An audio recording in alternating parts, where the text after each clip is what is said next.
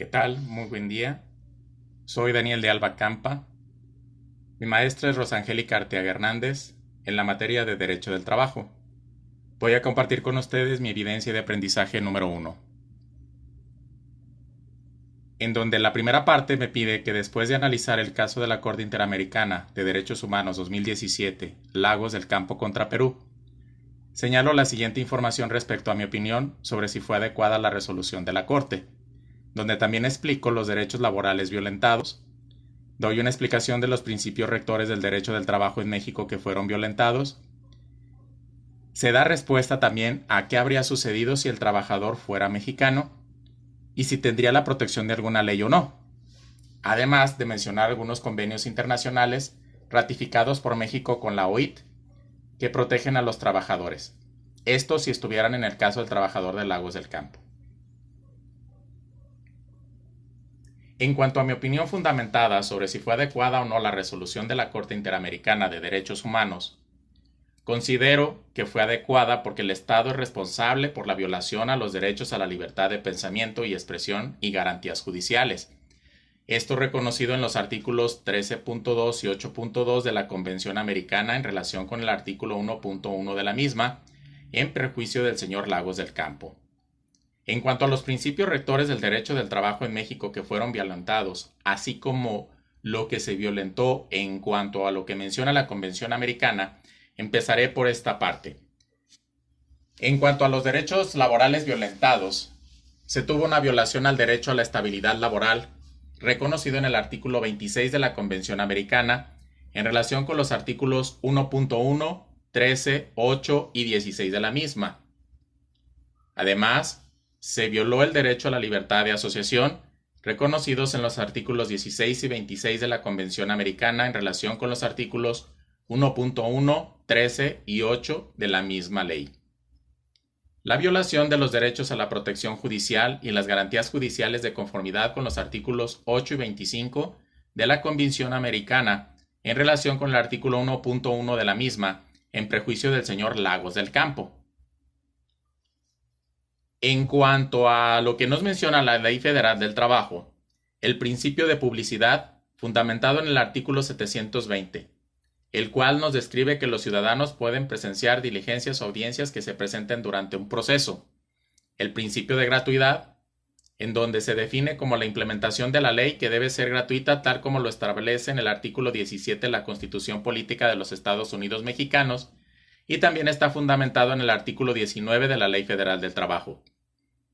El principio de inmediatez, como la atención a las personas y el contacto personal que hacen las autoridades con ellos para recibir los alegatos, se escuchen las pruebas, se realicen los interrogatorios, todo con el objetivo de que se imparta la justicia y se haga de manera inmediata. La oralidad, exposiciones de las pretensiones por parte de los actores de manera verbal ante las autoridades. Este principio está fundamentado en el artículo 713 de la Ley Federal del Trabajo. El principio dispositivo. Este principio nos plantea la promoción e impulso del procedimiento por medio de las partes para que el poder jurisdiccional intervenga, ya que si las partes no actúan, la Junta de Conciliación y Arbitraje no puede manifestarse, respetando el principio de nemo iudex sine authore. El principio de economía. Trata de la tramitación simple del proceso simplificado, las formas del método, limitando pruebas y gastos onerosos. El principio de sencillez. El autor se refiere a que este principio en el proceso laboral no es de manera rígida e inflexible o formularia.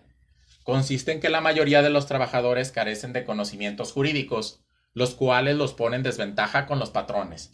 Esto se fundamenta en el artículo 687 de la Ley Federal del Trabajo. El principio de concentración. Aquí se define como la brevedad de la tramitación del proceso. Esto lo fundamenta en los artículos 761 y 762 de la Ley Federal del Trabajo. El principio de suplencia. Se da cuando la demanda es incompleta. La Junta de Conciliación y Arbitraje, al momento de admitirla, subsana las omisiones. El principio subsanador, con el trabajo, sus beneficiarios sean los actores que la Junta señalará, los efectos de la demanda y ordenará que sean subsanados por la parte actora. En cuanto al siguiente punto, ¿qué habría sucedido si el trabajador fuera mexicano? Yo considero que lo despedirían injustificadamente. De acuerdo pues también a lo que se nos menciona en el documento, como el segundo tribunal lo hizo en Lima, que revocó la sentencia de primera instancia y calificó el despido como legal y justificado. En cuanto a la respuesta de que si tendría la protección de alguna ley o no, yo considero que sí. En el artículo 6º, primer párrafo de la Constitución mexicana, la manifestación de las ideas no es objeto de ninguna inquisición judicial o administrativa, sino en el caso de que ataque la moral, los derechos de terceros, provoque algún delito o perturbe el orden público. El derecho de réplica será ejercido en los términos dispuestos por la ley. El derecho a la información será garantizado por el Estado. Entonces yo considero que sí se protege lo que es la libre expresión. En el artículo 9 de la actual Constitución mexicana señala la letra lo siguiente: a nadie se le puede coartar el derecho de asociarse o de reunirse pacíficamente con cualquier objeto lícito, pero solamente los ciudadanos de la República pueden hacerlo para tomar parte en los asuntos políticos del país. Esto en cuanto a lo que también se mencionaba en el caso de la libre asociación.